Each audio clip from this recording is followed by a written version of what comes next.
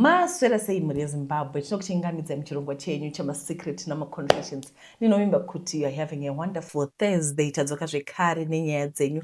Muzoro nhasi tine nyaya inoti kakutyisa mbijana yandatumirwa namukoma. Regai tigare tapinda mairi. Makasimba here tete. Ndauyawo netestimony yangu yekurwiswa nedark world. Testimony yandinovimba kuti ichadzidzisa vanhu zvakawanda uye ichipawo simba kune mukristu anenge oda kuneta. Tete ndichazama kusamaraiza asi ndinongoti Mwari mukuru kupinda zvese. Testimony iyi is linked to story yakaitika years back. Zvinhu izvi zvichakutyisai, zvichakukatyamadzai tete sekuti zvinhu zvamunoona mamovie okuverenga mumafiction novels. Asi zvinhu zvakaitika kwandiri, well, zvinhu zvakaitika kwatiri because there's someone involved, my ex-girlfriend wandichati P. Regai nditange testimony yangu by quoting Deuteronomy 31 verse 6. Be strong and courageous. Do not be afraid or terrified of them. For the Lord your God will go with you. He will never leave you nor forsake you. Ndichaedza kusamaraiza. Tete maiva mu-SA muJoburg. SA is like a second home to me and my family. Years back, ndakasangana na P, not real name, good lady, tikava good friends. P was married, ane vana, takazivana na hubby ya P zvakare. Kwapera 3 years tiri friends, P ne hubby vakazoita divorce. Takaramba tiri shamwari na P. Then 2018 takazotanga kudanana. About me, I don't date strangers. Ndinotanga kuda kuziva munhu for not less than 2 years ndozvandiri. P ne hubby yake neni takawirirana kuti vaite co-parenting. Ini ndikaadvisa kuti warambe wachishare same flat for the sake of the kids. Fast forward pakauya COVID, lockdown came, saka P aiwa neweakness yekuita a bit stubborn uye kuramwa nepride, but a very good woman. First days the lockdown dzaive a bit tight pama movements, as you know. So P neni takaita misunderstanding sezvo aiwa kumba kwake nindiri kwangu, saka nepride yake iye she ignored me and blocked me, asi taidanana hedu. Regai ndikuendesei kumashure. Mukoma wangu wandichati Rhys wakambogara pamba paive neThis Girl kuma 2006. Musikana uyu ndichamuti Delilah nekuti ndo zita ratakazomupa naP. So Delilah ndaimuziva ndichiri kuchikoro college because we would randomly bump into each other kumo uye pandaita research dzangu kuma internet cafe. Tete, now that ndiri kujoinedza madots ndiri kuona kuti kusangana kwangu naDelilah was not random. It was not coincidence. Asi ndaitostokwa neThe Queen of Dark World ndisingazivi. Delilah was a plant akaiswa neDark World kuti ave after inini. I was the target, so she would be perfectly disguised as my girlfriend. Asi ari pamishini yekuda kundijoinisa mabasa erima. Apart from that, ndakamborenta paigara Delilah, asi mazuva iwayo ndaingozivana naye but ndisiri kufambidzana naye zverudo sokuti P ainge adova mupikicha tete. So nina anku wangu vaigara kuPitori vaida basa, saka This Girl Delilah akanga amboshanda pakampani yaida kutsvakwa basa naanku vangu. Saka ndipo pandakaita phone number dzaDelilah kuti andipewo namba dzamanager wekambani iya yaakamboshandira. Namba dzaDelilah uyu dzakaramba dzirimo mufoni mangu. Takapinda mulockdown, ndaiva neschoolmate and business friend yangu wandichati Homi. So ndakaudza Homi kuti P ainge asiri kutaura neni plus anogara akandibloka. Homi kwakutoseka kuti iwe ita move on. Na Homi wangu uyu taigara tichipanana marelationship advice uye mabusiness ideas. So ndakatera advice yaHomi yekuita move on nekusiyana naP. So tete ini zvekuchiita tete handizvigoni, asi ndakazoti ndadziya nyaya iyi ndikati asi Homi ari kutaura dama, regai ndisiye zvaP ndiite move on with my life tete. So ndakabva ndatanga kutaura naDelilah uyu tete tichiwirirana to the point yekuti ndakazosendera P message yekuti sezvo aigara achindiignore and stuff, zvanga zvakanaka hazvo kuti tisiyana. Vatete, mazuva iwayo lockdown restrictions were loosening up. Takaenda for a few dates tikabva hedu tatanga kuwirirana kwakutotanga kufambidzana paya. Tete kana tazogara, the Dark Kingdoms are advanced mumaitiro avanoita. Dai vanotenda vane matechniques akadai, dai Satan akaitwa defeat kare. Delilah was actually planted in my life. Kusangana kwandakaita naye was because of years and years of planning by the Dark Kingdom. Tete, network yemasatanist yakaoma, connectivity dzavo dzinosiya telecommunication companies asina neremumuromo. Tete, munhu ari muJoburg anogona kulinka nemunhu ari kwaMutare. Ndichazotsanangura pamberi apo nemhaka yendati vanolinka. So naDelilah would randomly meet Momo. Pane mazuva andaiita frequent internet cafe a lot. Anzouya kugara pedyo neni. Delilah was a plant, a spy, a contact person spiritual world. Ari musatanist akatumwa kuti enda pedyo neni kuitira kuti kana voda kutuma munhu kuti aite carry out certain task, Delilah anenge ari padhuze neni achishanda as their contact person background. Chandisina kuziva ndechekuti Delilah was not just a dark kingdom agent, aitova nerengi yepamusoro. Let's go back a bit. My mom nagogo just a few weeks before ndatanga kutaura naDelilah vakandifonera from Zimbabwe. Vakati mweya wati ufaste for 3 days. Pane muedzo pamberi wakakora. Personally, I don't fast often. Ndoita fasting chete kana ndatonzi fasta nemweya mutsvene. Also, I'm that kind of a person anoti ndikanamata asking chinhu kuna Mwari, I get answer ipapo except for one prayer. Yandava nemakore akawanda praying for. Asi no answer yet. But the Lord tells me to keep praying. He gives me prayer directions. Always the Bible says pray without ceasing. P akazouya kumba kwangu ndikamuti ndane munhu wandiri kudanana naye. P akaseka nekuti aifunga kuti ndiri kutamba naye and never believed zvandaitaura. After some days P ndokuya futi kumba. Saka that day Delilah was visiting, so ndakazoti P, you have to go. Delilah yakuya kuzondiona. That's when P started realizing kuti now ndaiwa serious. Ndobvaenda hake akati we will talk. Fast forward, P akazoti you have to do something kugadzirisa zvinhu because you can't have 2 girlfriends nguva imwe chete. Delilah akatanga kutaura samataura andaiita naP, even shorthand tete. Ndipo pandakatanga kususpecta kuti something was wrong. Ipapo ndainge ndava neabout 4 months ndichifambidzana naDelilah. Umwe musi pasi pemattress ndakaona pane mushonga wakanzi Ningi zita rangu and Delilah forever and ever. Ina hangu chitendero changu handidi munhu anozondibatira mushonga. Plus chimwe chakaitika kuti ndikurumidze kuti ndione kuti something was off naDelilah ndechekuti ndainge ndongoita mamota different types, rimwe richipora rimwe richitanga, asi zvose izvi zvainge zvaitika mushure mekunge ndasvinyiwa mamota naDelilah. After incident yemushonga, I decided to end things naDelilah tete.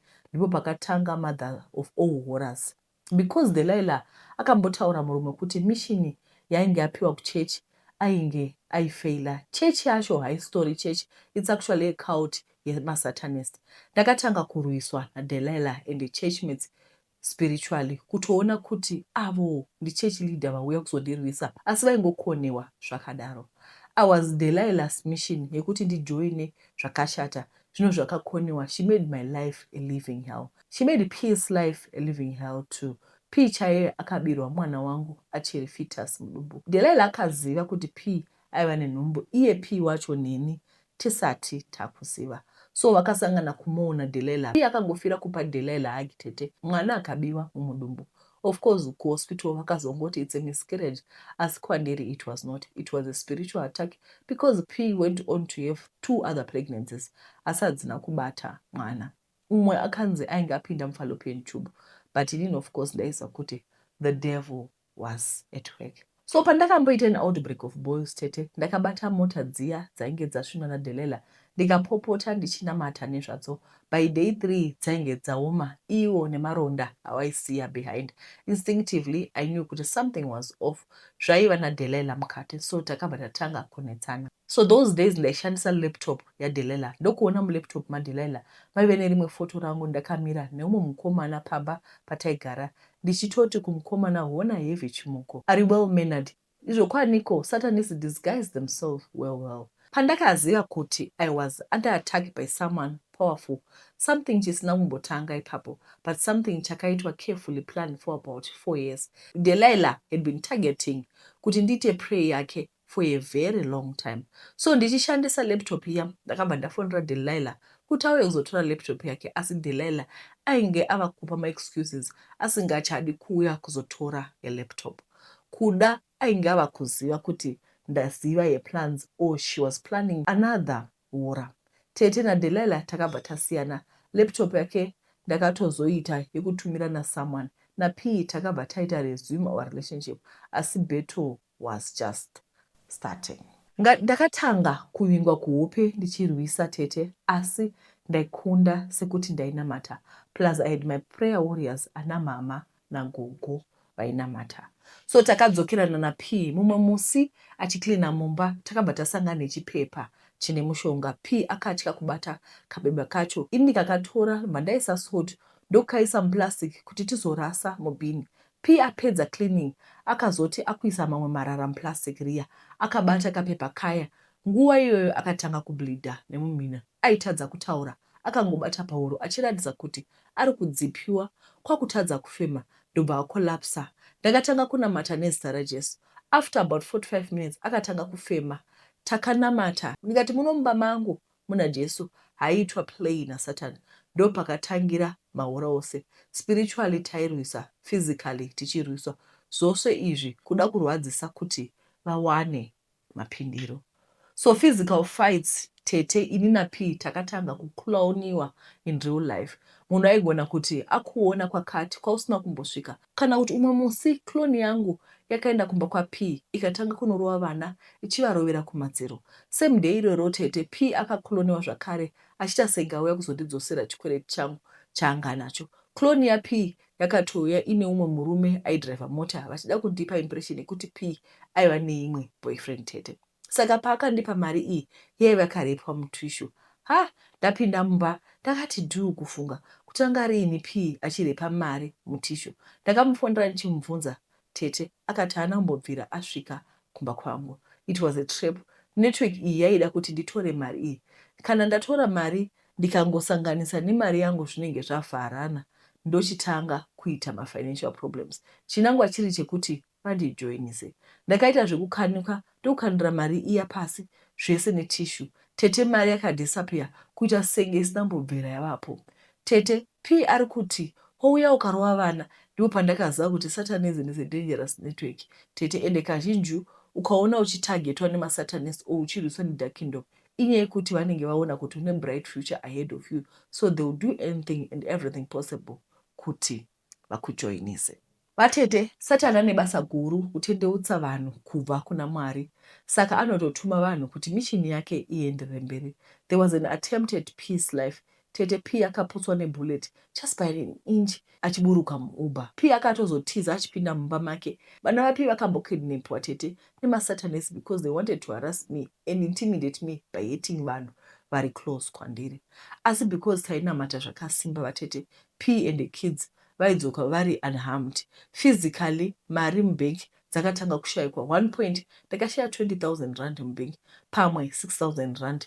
Mari kungodisappear without a trace. Semunhu anofamba nemweya deep down, I knew vari kuda kuzama kuti mabvi angu apfugamire Satani. Asi izvozvo ndizvo zvandaisazoita. Physically, mabattles acho akaextenda kumafamily members. One day my brother fleet rake was broken into tete, pakabiwa everything. Asi chandinoda kutenda Mwari nacho ndechekuti Mwari haatipi miedzo yatisingakwanisi kukorera, and akazotidzosera zvakadyiwa nemhashu mukupedzisira zvakapetwa kagumi. P akambovhunwa makumbo naDelilah and the bodyguards tete, aitofanira kuiswa simbi makumbo. Enguva yanga akavhunika P gumbo aifanira kuita 7 months because it was delicate, asi P was healed miraculously in 2 months. Zvokuti madoctors were amazed, vakati it can only be God. Tete, takanovhurisa madockets ekuti Delilah apiwe peace order asauya pana P, asi madockets akadisappear in broad daylight. Sezvandambotaura, Satanic Kingdom is very organized and their people are everywhere tete. Kumaprosecutor varimo, kumaporisa varimo. All this vachida kuti ndiite bend the knee kuna Satan. Kwete tete ndakazviramba. The light of the Lord was with me always. Kuti inini physically, they never touched me. Asi vairadzisa physically, vanhu vaiva pedyo neni. Delilah nefamily yake including cousins vaiva maSatanist tete. Taiti tikahaya cab, the driver would be wekudark world. Ose matactics aya tete avaita, they were meant to threaten and intimidate me so that I joined Satanism. That's why ndati yaiva join or die situation. Asi Delilah asiri ega andaita fight against tete naP we became more than lovers, we were prayer partners. Baba vaP vaisada kundiona to the point yekuti vakahaya munhu anonditevera ini naP achiripota mamovements edu kwavari. One day tiri kudhina vakauya vakandiudza point blank kuti ndisiyane nemwana wavo, otherwise vazonditsvakira hitman aizondiuraya masikati machena. Havana kuvanza. Chakaitika tete ndechekuti baba vaP vainge vane chikwambo chavakareverera pana P ndiye aiva firstborn mumhuri mavo. So ndipo pavanga vakachigadzika vatete. So pataiita maprayers because ndaimudzidzisa how to pray effectively. Tete maprayers aita bother chikwambo chebaba ava. That's why he hated me so much. Relationship yedu yairwiswa on many angles. I see these people were scared of me. The light of the Lord was upon me, tete. My Satanist eye wanted to harm people very close kwandiri.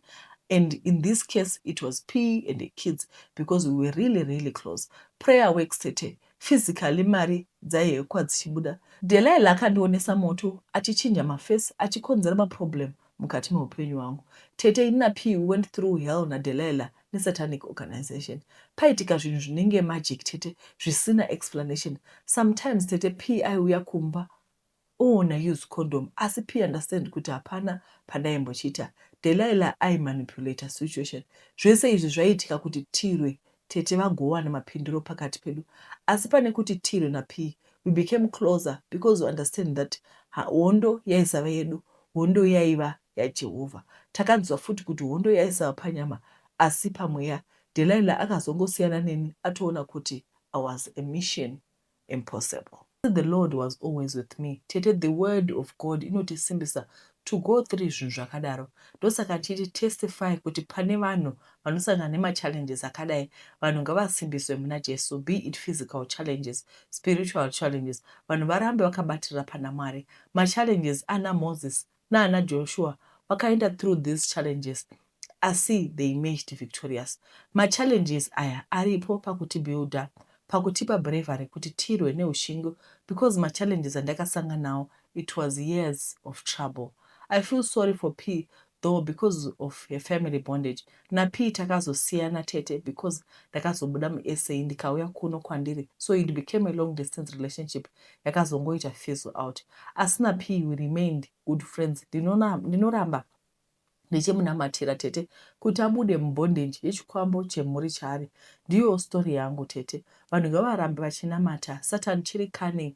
Asi handina simba kana achina simba kana munhu achinamata Mwari mumweya nemuzvokwadi achiti read the word. Sokuti Joshua kanzi the book of the law should not depart from my hands. Umwe munhu ngaasimbise nezvandakaita go through.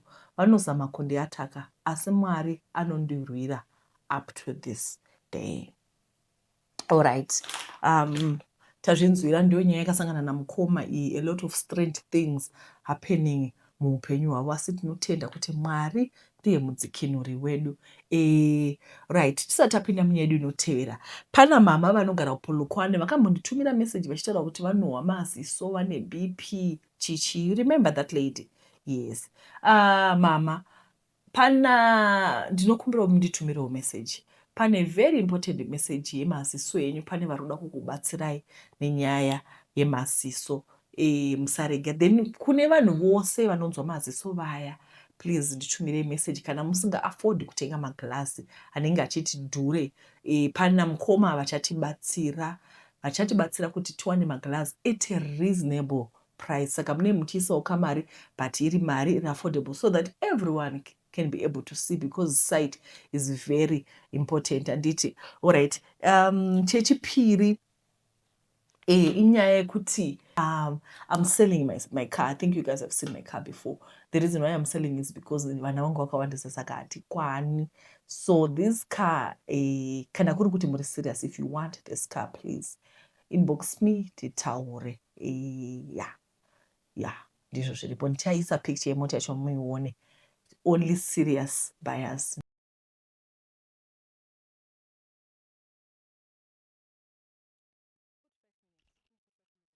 Kana kuti hama yani oita tese maswiss roll netii chichi haiti vakamirira sadza ribve akudzokera konzi muroora uyairombe.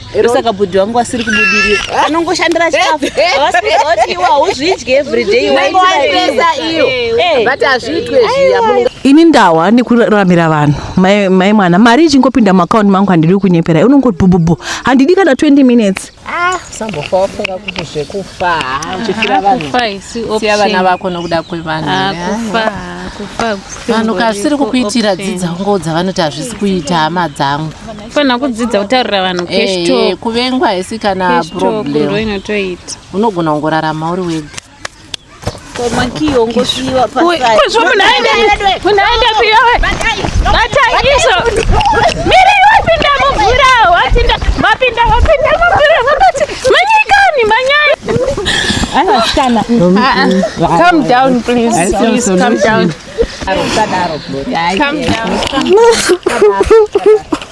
Mumagara mune makaro kwai mune makaro ne maipo mere.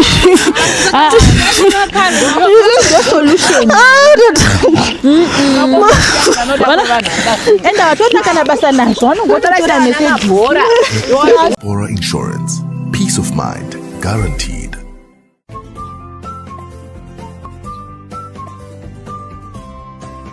Ndakakurira kumhuri kwamai. Baba namai vangu vaive nemaissues avaiva nawo ndichikura. Zvinhu zvainge zvakaoma muChinoi mataigara. So mama vakabva vaenda kwaMurombedzi kunoshanda ikoko, ndokubva ndasara nakoko nemunin'ina wangu. Mumba medu tiri 5 ndobva tagara. Mama vaiuya vachienda vachienda. So takagara tikavhizita kuHarare. Nainge ndisati ndava kuenda kuchikoro. I was less than 7 years tete. So kuHarare kwaiva kumba kwemunin'ina wasekuru wangu. Munin'ina wasekuru wangu uyu anga ane vana 2 vakomana. So mama kune kwavakaenda asi ndakasiwa ndingori 1 nevakomana 3. Pabuda vakomana 2 pakasara 1 anga ari mwana wemunin'ina wasekuru anga akatobvawo kumusha angauya kuHarare kuholiday. Taiva kuWarren Park.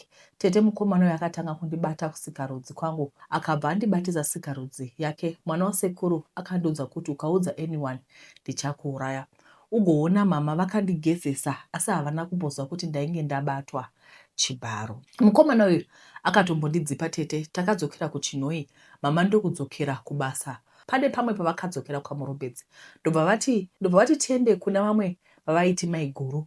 Maiguru vaive nemwana wavo mukomana wavaigara naye. Mama namaiguru vakabva vagara panze vakati tigare mumba tichiona TV since taingova vana tese. Mukomana uyu ndinofunga kuti ainge ari kumaform 1 form 2 nguva yacho. Ini ndinofunga ndaiva grade 1 or 2. Tito uyu akabva ndibata chibharo ndokubva ndanyarara uye ndaitotya kuudza mama sokuti ukataura chinhu chidiki diki ndairohwa. Ndakadzokera kumba ndichitokamina ndisingagoni kufamba zvakanaka tete.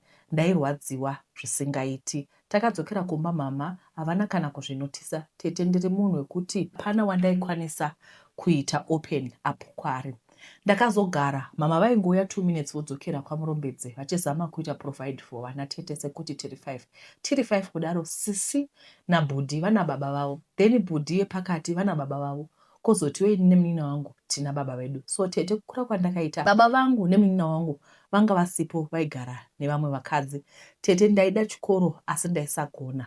Sekuru nagogo vanosvara mama vangu vaisagona kuverenga kana kunyora, even though variyo vakakura vari present mulife mangu vaisakwanisa kuti ndiverenge. Mama vakazobva kwaMurombedzi vakaenda kuSouth. Tikati gare gare sekuru mumba vashaya. Sekuru vangu vakandirwadza tete sekuti ndiye munhu aindibatsira zveupenyu vachindidzidzisa about puberty stages. I remember vakatombotaura nezvekushandisa mapedzi zvaizotanga kana ndatanga kububudza. Gogo vaivepo asi gogo vaive vakanyararisa tete. Saka zvinhu ndaidzidziswa nasekuru. Sekuru vakazoshaya ndaenda kuholiday kuKaroi. Vana mama vakadhisaidha kuenda namai vavo gogo kuSouth sezvo sekuru vainge vashaya. Ndakatsvakira munhu anondichengeta nekuchengeta pamba. Pavana vasekuru vangu pane ainge akati Sam aiva nemukadzi wake, so takatangazve kugara navo. Vaive nemwana 1 asi tete the way yandaitwa nayo yange yakaoma. Chero hazvo mama vaisenda mari every month zvainge zvakaoma. Ndakasafa tete. Ndaenda kuchikoro pasina chandaisa muromo. Ndodzoka ndakamirwa nehipi maplates tete. Kwakutanga kukakatana nawo. Manheru ndaingwezura kaspede kesadza kadiki diki. Ndainge ndisingakwanisi kuudza mama vangu. Vaiudzwa kuti zvinhu zviri right tete. Tete kundiona kutaura kudai all these years I suffered. I'm still suffering kubva ndichiri mudiki. ndakasafa tete, I am tired. Ndakagara kusvika pane imwe stage yekuti ndakarwara. Saka sekuru vangu mushakabvu vaiva nasawira avo ndiye akandiona ndakagara parodhi akanditi nhai mwana waSusan wagara parodhi wadii. Ndikavaudza kuti sekuru muviri wangu uri kudzimba. Vakabva vandibetsera kuenda kushopu kwavo vakanditengera chikafu. Pamba pave pasina kana piritsi. Vanhu vaiti kana vakamuka kuseni chero ndichirwara vaienda vondisiya ndiri pamba chero vaizviona kuti ndiri kurwara. Vachingobuda voenda vondisiya ndichiyuwira nemaradzo kana kugaya. Votondisiyira mapiritsi ekusuka nebasa rekuita apa pasina chikafu chokuti ndidye. Sawira wasekuru wangu akaita enjeo yangu. Ningadai ndakafa tete. Sawira wasekuru kwava kufonera mama nefoni yake. Ndobva vati kana uchida mwana wako ari mupenyu ita kuti auye sokuti haasi kubatwa zvakanaka.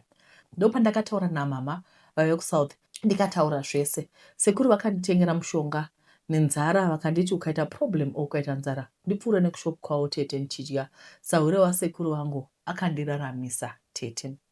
Mama vakabva fonera vamwe vandaiti gogo vaiva close kuna gogo nasekuru vakanditi vainge vanzwa zviri kuitika uye ndikaita nzara ndipote ndichienda kumba kwavo ndisafa nenzara. Saka kumba kwandaigara ndaive nespare yangu uye kumba kwagogo ava kwaiva nechimufambo ndaisakwanisa kuendako everyday. Saka ndaiti ndikasvika kumba tete nechikafu chandainge ndapiwa nagogo ndaichikanda nepawindo kuti ndisaonekwe ndichipinda nacho. Ndopinda mumba ndisina chandakabata ndosvika ndohwandisa pasi pamubhedha sekuti ndaiziva kuti kuonekwa ndinacho zvaizokonzeresa mheremhere tete. Ndiko kurarama kwandaiita. Mai vakazotuma munhu ndikabva ndatevera kuSouth. Ndakasvika kuSouth ndakasvikira kuJoburg. Vakanditi ndimbogara kuJoburg kwasisi vangu. Nasisi ava taisangana kuna mai different fathers. Vakanditi vaizonditora time. Sisi vangu ava ndichavati Linda. Takagara nasisi naLinda naBankuru. First days everything zvaiva zvakanaka tete zvaiva okay. Nekufamba kwenguva sisi Linda vakatanga kungondituka from nowhere vachindirova. Tete ndakakura ndiri munhu ari quiet. Mama vaitombouya vachivhizita asi mama ndainge ndisingavaudze zvaiitika. Sisi vangu vainge vane makore varoorwa asi vainge vasina mwana vachigara nemurume wavo. Tete mumwe musi handimbofi ndakaukangama ndobva vasvika ndakagara pasi ndichinyora homework sezvo ndainge ndazotsvakirwa chikoro muJoburg imomo. Vakandirova mbama ndikatovhunduka kuti ndiri kuroverei. Ndikabvunza kuti ndairoverei. Ndakabvunza kuti ndiri kuroverei. Vakanditi ndini ndaivaroya kuti vaite ngomwa ndosaka vainge vasina mwana. Tete zera randaive ndiri ndaisatoziva kuti ngomwa chii. Ndikabvunza mamai kuti zvairevei. Vakandiudza kuti ndaive ndazvinzwepi ndikati kwaingodawo kuziva. Vakanditi ngoma zvinoreva munhu asingazvari. Ndikangoti alright zvakanaka. Tete ndakazvibvunzwa maquestions ese kuti ndakaroya sisi vangu kuti vasaita mwana sei. Hawo Bankuru vangu sometimes vaindirova vakada kumbozama kundibata chibharo vachiti muramo. Ndikavakurira simba havana kuzombozvizama futi. Takagara sisi vakabata nhumbu mwana akazvarwa. Tete ndaigara ndichizvibvunza kuti zvavaiti ndini ndakavaroya. Kana sisi vangu vachinditi ndakavaroya how come nhasi vaita mwana. Ndakaudza gogo vaiva kuzobatsira ndivo vandakaudza asi ndakavatsindidzira kuti vasawana wavanoudza. Mwana akati kurei ndanga ndava nefoni. So musi ndiri mukitchen ndaitocheka mavheji mwana anga ava kudzidzira kumira. In fact aikambara achipota achimira tete. So mwana akapinda mukitchen ini handina kumuona. Akabva amira kuseri kwecheya ndaiva ndakagara kwava kuzama kumira ndokudonha. In fact mwana uyu haana kudonha zvekuti dhizviye tete. Zvemwana ane mabhonzo ekumakumbo asati asimba. Tete ipapo sisi vakapinda mukitchen kwava kutanga kupopota kuti ndainge ndawisira mwana wavo pasi. Maroero andakaita ipapo chimwe chibhakera chakamhara pasi so apa ndikazvimba. So sisi hamene nyaya dzavanga vanetsana kubasa saka shungu dzavo dzakapedzerwa pandiri. Ndakaroverwa kuti wadonhedza mwana wangu. Ndikatukwa vakanditi ndibude panze. Vakabva vandipushira panze ndikaenda hangu paki tete. Hasha dzavo dziserere. Tete ndakazotwawo kuma past 6 ndikati regai ndidzokere kumba sezvo Bankuru vadzoka. Tete ndakasvika kumba kuya ndokona Bankuru vakasvika vachidya marasha ekuti ndadonhedza mwana. Ndakabva ndadzingwa nasisi naBankuru vangu apa yaiva winter kuma past 6 kwasviba. Ndakazofunga kuenda kwatete ndichifamba mama vakabva vafona vachibvunza mufaro asi mama vakazviudza kuti ndaifamba. Vakatoshamiswa kuti ndaifamba ndichiendepi sekuti vaiziva kuti handifamba usiku. Apa ndainge ndosvika kutorwa foni nemanyaupe boys. Mama vakazvisenza kuti something was off. Ndichingobva kusvika kwatete mama vakabva fona ndikachema ndikavaudza zvese. Mama vakashamiswa kuti ndakasafa kwenguva yakareba. mama vakazonditengera tiketi rebhasi kuti ndiende hangu Cape Town kwavainge vari. Ndakaenda kuna mama ndikatanga kugara navo. Zvinhu vandisisa chikoro sokuti ndaisagona, so ndakazoitwa kosi yenzara nemusoro. Takagara about 2 years. Sisi vangu weJoburg handina kuzombotaura navo. Mama ndivo vakati taifanira kukanganwirana. Sisi vaida kuti ndidzoke kuJoburg, asi ndakazogara namama. Ndichisvika Kapa ma-first days ndaiona kuti pane zvaiitika. Mama vaizoita umwe murume wavaifambidzana naye aipota achiuya hake here and then. Mama vakazonditaurira kushamwari dzavo vachiti ndaivatadzisa kufara ndisingadi kuti vaite boyfriend. Tete ndaida kuti mai vangu vawane happiness. Tete ndaisangoda a repeat yesituation yababa vangu, asi ndaitoda kuti vave happy. Mamao vakazotanga kundituka vachiti ndaisada kuti vaite freedom. So tete ndakatanga kufila kuti ndiri burden mukati meupenyu wamama. That time paiva neumwe muzukuru watete angani shamwari yake yandakambosangana naye. Mukomana anga akandiudzawo kuti anondida. So ndaigara kutaura naye paWhatsApp achitoti ndoda kuti uye kuJoburg, ndoda kuzokuona. Ndikamuudza kuti ndikauya kuJoburg ndaizomuona. Tati gare ndakaudza mama kuti ndainge ndadecida kuenda kuJoburg, not because ndaida tete, asi ndanga ndisina choice. Asi amai vaifila kuti ndiri hindrance yerufaro rwavo. So ndakabva ndati beta ndidzokere kuna sisi, kana nchinzi ndichagara ndichitukwa nasisi naBankuru, so be it tete, as long as ndisingapi mama mutoro.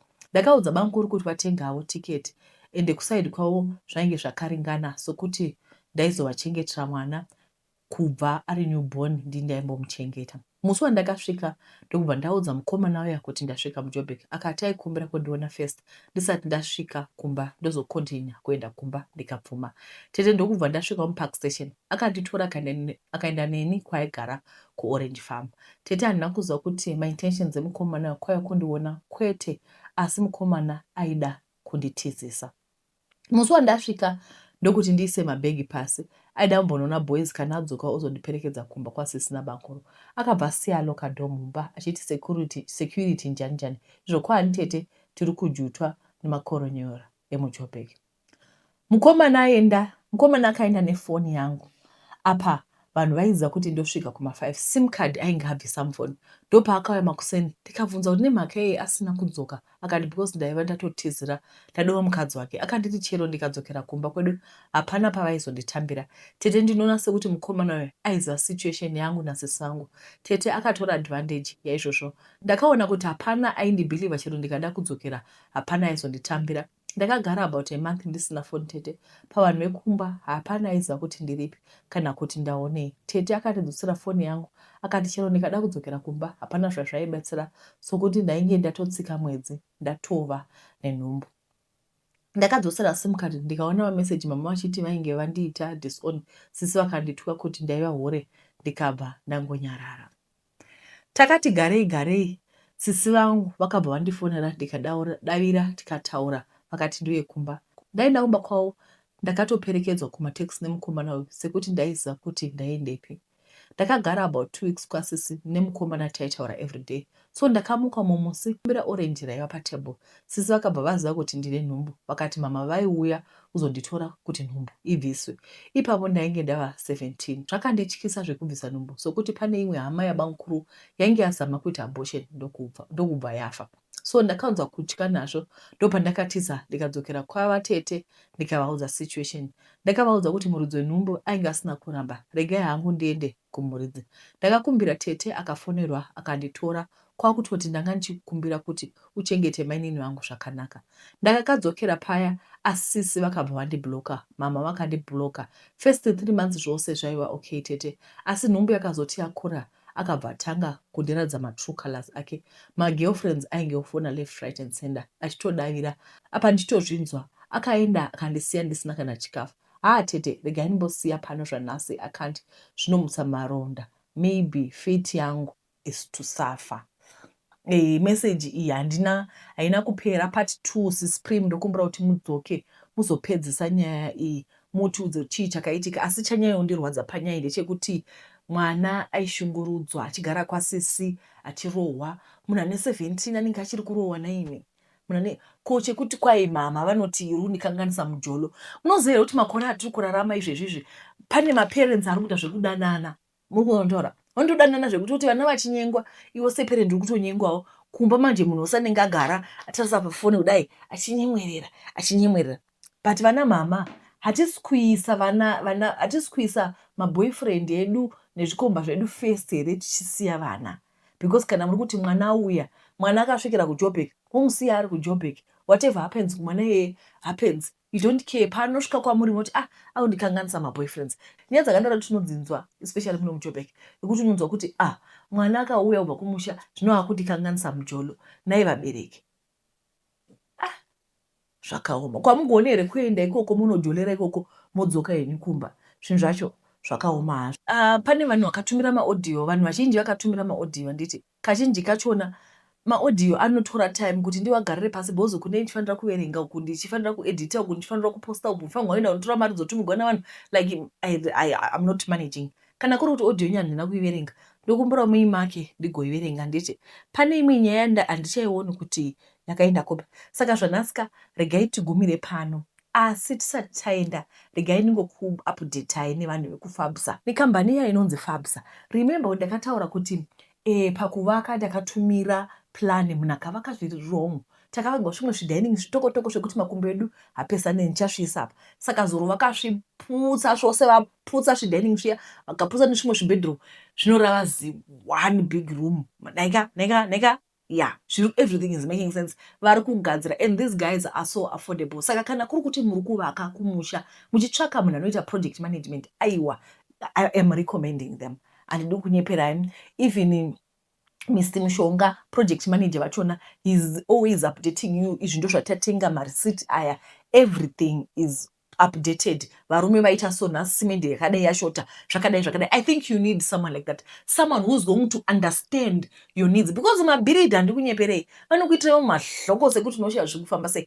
Then nyaya yeStarlink musarega kuramba muchijoina Starlink handiti izisai Starlink vanhu tigone kufona vanagogo kaimi muri kuUK muite kaanonzi mai mavideo call muchiona vanagogo vari pamusha parozeva mai mwana Starlink haina kwaisingabati muri kuwa mune mutofona muchiti hello mama muri right iri video because istawane kufoneni ichingodai hapana kana phone call kana voice chai totoita zvekutoita maaudio zvisingadownload saka hatisei Starlink vari kuti $280 kit yachona. Installation is free if you tell them you're coming from me. Mukangosvika mukatunda Starlink musingatauri zita rangu munochargewa inonzi installation. Nanditi apa murungobvisa mari kit pamabhadhara $35 pamwedzi. You can even manage the account yourself uchiita matransfers achona every month, which is very reasonable. Chekupedzisira kune maprice ari kutengeswa, kune dzimba dziri kutengeswa dziri kuHarare, munongovabata vanobva vakupai dzimba dzachona zvese zvamunoda. Maproject totanga zvakare handiti ngativakei tigone kudzoka kavanhu takaona kuti kuri kuitwa nyaya yekuti vanhu people are coming back home but unoita come back home uchinosvika uchigara mune zvimwe zvimba zvekuti kwaungauri vana vane vakuti when are we going back. Even December ndatoti bodoni kana ichiita ndasvika ndigara mumba yekuti I'm going to feel comfortable. I don't want kuti ndarongara 2 days ndodai ndodzokera because baba pana hapana comfort. Alright, chekupedzisira Diaspora Insurance. Let's remember to click the link below so that we get a quote from Diaspora Insurance because the future is not known to anyone. Chatinoziva is past, chatoziva is the present. But what the future holds for us, we know nothing. Diaspora yakanakira kuti it's going to give you peace of mind. It's going to give you money. Diaspora vanokupai cash plan yamunogona kuisa vana mama, vana daddy. Okay, but I need you to remember kuti cut off your age is 74. Kana yangu wa 75 ichenda mudenga havatori. Saka ngatingorangarai tise vana bamuni, tise vana daddy, tise vana mama, tise masibling, tise munhu wese because imi muri kudiaspora ndimi varungu. We will look up to you. Handiti. I think tapedza zvemuzvaranhasi. Ndokutendai guys, vanoda Mercedes iya musaka makondifonera nditi Mercedes W205. Musarega kundifonera. Tinokutendai guys nokuna kwamaita. Mwari akuitirai zvakanaka. Bye bye.